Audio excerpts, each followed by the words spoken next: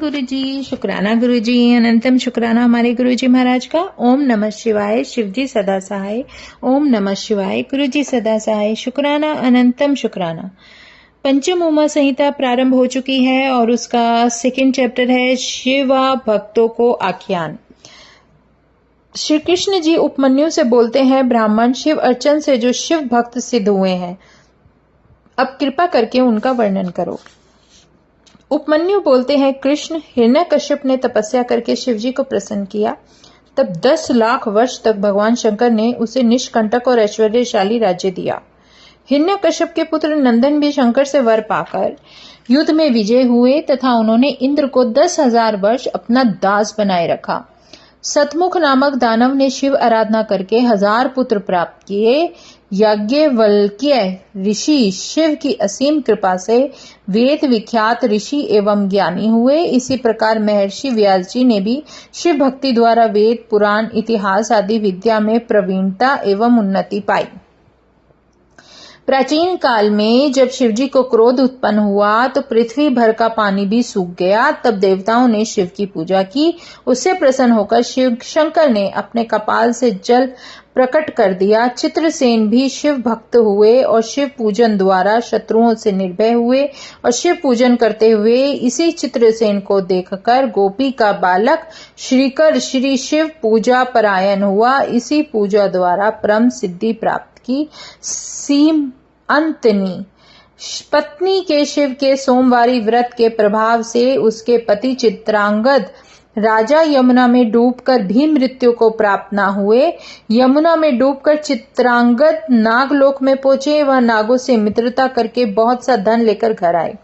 चंचल व्यभिचारिणी ने अचानक गोकर्ण तीर्थ पर जाकर शिव कथा श्रवण की। उससे उसके सभी दुष्ट कर्म का नाश हो गया और शिव भक्ति से शिवलोक को प्राप्त किया। फिर अपने दुराचारी विंदुग पति को भी दया करके सदगति प्राप्त कराई। महाकाय नामक हिंसा करने वाले व्याघ्र ने शिव पूजन करके सदगति पाई। महामुनि दुर्वासा ने शिव कृपा से मोक्षदायक शिव भक्ति सिद्धांत जगत में विख्यात किया और पितामह ब्रह्मा जी ने शिव आराधना से ही ब्रह्मांड के प्रजापति पद को पाकर सृष्टि की रचना की और मार्कंडेय जी ने उन्हें शिव जी की कृपा से दीर्घायु होकर अद्भुत शोभा एवं शक्ति प्राप्त की। इस प्रकार वरदान से शांडिल्य जगत प्रसिद्ध एवं पूजनीय हुए। श्री कृष्ण जी इस प्रकार के अनेकों भक्त शिव भक्ति द्वारा हो चुके हैं। जय गुरु जी। अब है 3rd अध्याय शिव महात्म्य वर्णन। अब शिव के जो महात्म है, जो हमने अब तक सुना है, उसका महात्म का वर्णन बताया गया है। श्री कृष्ण ने उपमन्यु से पूछा, हे द्विजवर, क्या मुझे भी शंकर दर्शन देंगे? उपमन्यु बोले, अवश्य, आप अति शीघ्र शिव दर्शन पाओगे।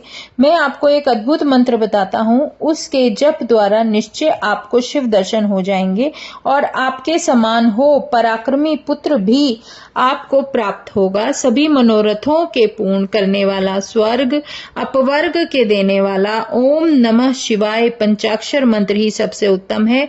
सनत कुमार जी बोले, इस प्रकार शिव महिमा एवं मंत्र की महिमा कहते कहते उपमन्यु को 8 दिन तथा 2 घड़ी का समय लग गया। उसके बाद 9वें दिन में जाकर उपमन्यु जी ने श्री कृष्ण जी को दीक्षा दी और अथर्व शीर्ष का शिव महामंत्र पढ़ा दिया।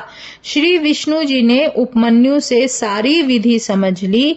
फिर जटाजूट धारण करके स्वस्थ पूर्वक चरण के अंगूठे के सहारे 15 महीनों तक कठिन तप किया। तब 16वां महीना लगते ही श्री पार्वती जी के साथ भगवान शंकर प्रकट हो गए। श्री कृष्ण जी ने प्रणाम किया, हाथ जोड़कर अनेकों स्तुतियां की। उसके बाद एक बार भी पार्वती की ओर देखकर प्रसन्न होते हुए शंकर श्री कृष्ण से बोले, हे कृष्ण जी, मैं जानता हूँ आप मेरे परम भक्त एवं दृढ़ व्रती हो। इस समय मैं तुमको दुर्लभ वर भी देने को तैयार हूँ। तब बार बार प्रणाम कर श्री कृष्ण जी बोले, हे देवदेव महादेव जी, मैं तो 8 वर चाहता हूँ। पहला, मेरी बुद्धि सदा धर्म में लगी रहे। दूसरा, मैं सारे संसार में अक्षय यश प्राप्त करूं। तीसरा, आपके समीप मेरा निवास हो। चौथा, मैं आपकी दृढ़ भक्ति प्रदान करूं और दूसरों को दे सकूं। 5वां, मुझे महापराक्रमी 10 पुत्र प्राप्त हों। 6ठा, युद्ध में घमंडी शत्रुओं से विजय पाऊं। 7वां, मेरे समस्त शत्रुओं का नाश हो। और 8वां, सारे योगी जनों का मैं प्यारा बनूं। यह सुनकर शंकर जी बोले, हे कृष्ण जी, तथास्तु, तुमको सभी वर दे दिए। तब पार्वती जी ने कहा, हे बुद्धिमान श्री कृष्ण, मैं भी तुम पर अतीव प्रसन्न हूँ, मुझसे वर मांगो। तब श्री कृष्ण जी ने कहा, हे देवी जी, मैं सदा ब्राह्मणों की सेवा करने वाला बनूं, माता पिता का भक्त बनूं। श्री पार्वती जी बोली, हे माधव, सभी प्रकार तुम्हारे मांगे हुए वर मैं तुमको दे चुका हूँ। उसके बाद भगवान शंकर श्री पार्वती जी के साथ अंतर ध्यान हो गए। तब श्री कृष्ण ने सफल मनोरथ पाकर उपमन्यु के पास पहुंचे। उपमन्यु को प्रणाम करके वर आदि पाने का वृतांत कह सुनाया। तब उपमन्यु बोले, माधव, भगवान शंकर से बढ़कर अधिक वरदाता कोई भी नहीं है। श्री शंकर जी की लीलाएं भी अनंत हैं। इसी कारण भगवान शंकर का सर्वदा तुम पर ध्यान करते रहना।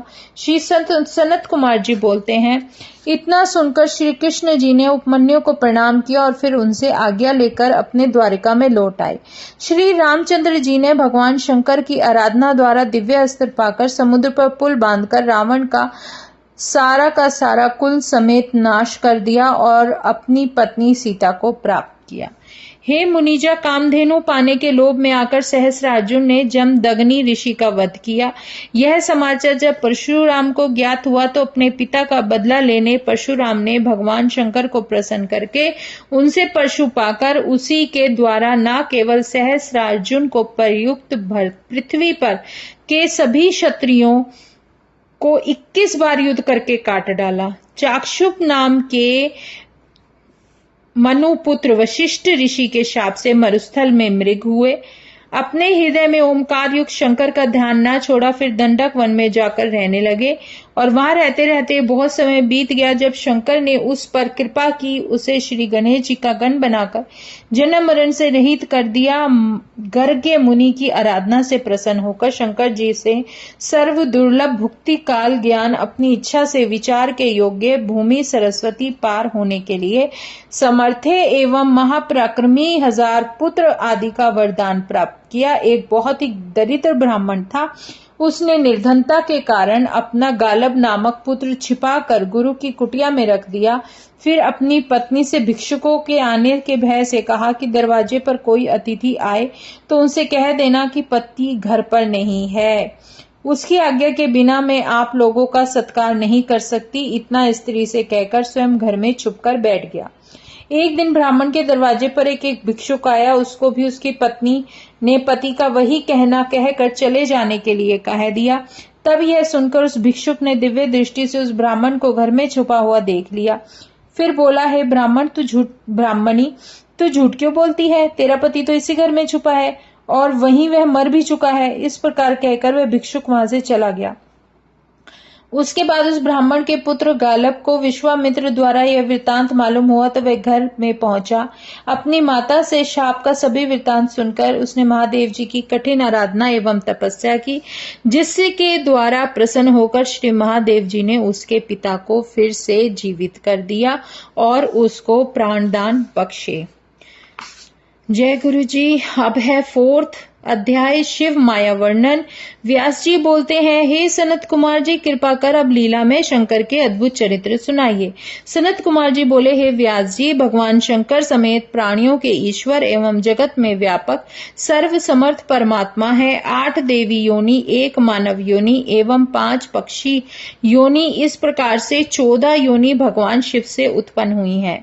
संसार में ब्रह्मा, विष्णु, इंद्र, चंद्र, सूर्य आदि देवता, दानव, नाग, किन्नर, गंधर्व, मानव आदि सभी योनियों में भगवान शिव ही स्थित हैं। इस प्रकार चराचर जगत में उसकी माया फैली हुई है और शिव माया ने सभी को वश में कर रखा है। कामदेव ने जो ब्रह्मा, विष्णु, इंद्र आदि सभी देवताओं को अधीन कर लेते हैं, यह भी भगवान शंकर की सहायता से ही होता है। और इंद्र ने गौतम पत्नी अहिल्या पर आसक्त होकर उसके साथ व्यभिचार किया था, फिर उसके फलस्वरूप शाप प्राप्त किया और यह भी शिव की ही माया थी। देवताओं में श्रेष्ठ श्री विष्णु जी काम के वशीभूत होकर पर स्त्रियों से विहार क्रीड़ा करने लग गए। इसी प्रकार काम पीड़ित होकर चंद्रमा अपनी गुरु पत्नी को ले गए और चंद्रमा पर भगवान शंकर की ही कृपा हुई, जिससे वह महापातक से बच गए। प्रथम मित्रा वरुण भी शिव माया से मोहित होकर उर्वशी पर आसक्त हो गए। इससे उन दोनों का वीर्यपात हुआ। मित्र ने तो अपना वीर्य घड़े में त्याग दिया, जिससे वशिष्ठ जी हुए, और वरुण ने जल में त्यागा, उससे बड़ वानल जैसे तपस्वी अगत से पुत्र हुए। शिव माया से मोहित ब्रह्मचारी 4 बार मोह को प्राप्त हुए। ब्रह्मचारी तो अपनी कन्या के साथ भोग करने को तैयार हो गए थे। गौतम ने शार्दूलती को नग्न देखकर उससे चिपट गए और अपनी स्खलित वीर्य को द्रोण घट में डाल दिया। उससे ही शास्त्रधारियों में पराक्रमी पुत्र द्रोणाचार्य उत्पन्न हुए। विश्वामित्र ने काम पीड़ित होकर मेनका के साथ भोग किया। इसी विश्वामित्र के साथ वशिष्ठ जी ने विरोध किया, किंतु शिव कृपा से विश्वामित्र ब्रह्म ऋषि बन गए और वैश्रवा का पुत्र रावण सीता पर आसक्त हुआ और चुरा कर घर में ले आया। उसी से उसकी मृत्यु हुई। मुनि श्रेष्ठ बृहस्पति अपने भ्राता की पत्नी के साथ ही संभोग कर बैठे, जिससे भारद्वाज हुए। व्यास जी शिव माया के प्रभाव का मैं कहाँ तक वर्णन करूं, इससे तो अनेकों ऋषि मोहित हो चुके हैं। अब 5वां अध्याय महान पातकियों का वर्णन। व्यास जी बोले, हे मुनीश्वर, आप अब हमें नरकों में पड़ने वाले प्राणियों का वर्णन सुनाए। श्री सनत कुमार जी बोलते हैं, व्यास जी, शरीर मन वाणी से 12 प्रकार के पाप हुआ करते हैं। पर स्त्री की इच्छा, पर धन कमाना, दूसरों का बुरा विचारना, अधर्म में प्रवृत्ति होना, ये 4 प्रकार के पाप मन से होते हैं। रसवाला नारियों से बातचीत, झूठ बोलना, कठोर बोलना, चुगली करना, 4 प्रकार के पाप वाणी द्वारा होते हैं। अभक्ष, भक्षण करना, हिंसा करना, असत्य कार्य करना, किंबा छीन लेना, ये 4 शारीरिक पाप हैं। इनके भी अनेकों भेद हैं, जो महाभयानक फल देने वाले हैं। भवतारक भगवान शंकर का ज्ञान कराने वाले तपस्वी, गुरु की माता पिता आदि की निंदा करने वाले महापापी नरकगामी होते हैं। देव धन चुरा लेना, ब्राह्मण की वस्तु नष्ट कर देना, शिव ग्रंथों को नष्ट करना अथवा चुरा लेना तो महापाप है। शिव पूजन देखकर जिन्हें आनंद नहीं आता, शिवलिंग को नमस्कार नहीं करते, वे स्तुति आदि करते हैं। शिव के सम्मुख, गुरु के समीप स्वच्छंदता से निर्भय होकर व्यवहार करते हैं। शिव के सम्मुख, गुरु के समीप स्वच्छंदता से निर्भय होकर व्यवहार करते हैं, वे भी महानरकों में पड़ते हैं। गुरु पूजा के बिना शास्त्र श्रवण की इच्छा करने वाले, भक्ति तथा श्रद्धा के साथ गुरु की सेवा से रहित, दुखित, निर्बल, विदेश स्थित, शत्रु पराजित, कुर त्यागी, गुरु के कुटुंबी एवं गुरु के मित्रों के अपान करता मानव नरकगामी होते हैं।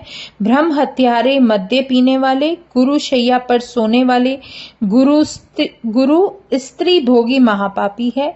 ब्राह्मण को दान करके फिर ले लेने वाले मनुष्य भी ब्रह्म हत्यारे कहलाते हैं।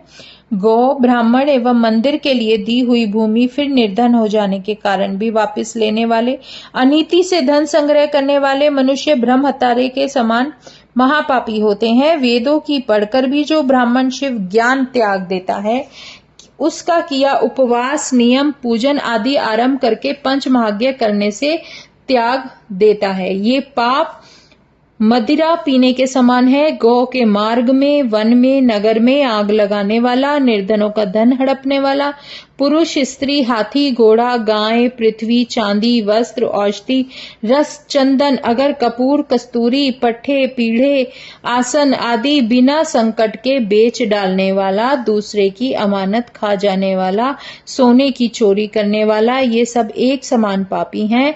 और विवाह योग्य कन्या को योग्य वर के साथ विवाह न करने देने वाला, पुत्र, वधू, भागिनी, भाई की स्त्री से व्यभिचार करने वाला, कुंवारी कन्या से व्यभिचार करने वाला, शाराविन स्त्री के साथ व्यभिचार करने वाला महापापी होता है। जय गुरुजी, शुक्राना गुरुजी। थोड़ा मुश्किल है लेकिन धीरे धीरे सुनने से पढ़ने से समझ में आ जाता है। शुक्राना हमारे गुरुजी महाराज का, अनंतम शुक्राना। अब पंचम उमा संहिता के जो है हमारे 5 अध्याय पूरे हो चुके हैं। जय गुरुजी, जय गुरुजी, जय गुरुजी। ओम नमः शिवाय। शिवजी सदा सहाय। ओम नमः शिवाय। गुरुजी सदा सहाय। शुक्राना, अनंतम शुक्राना।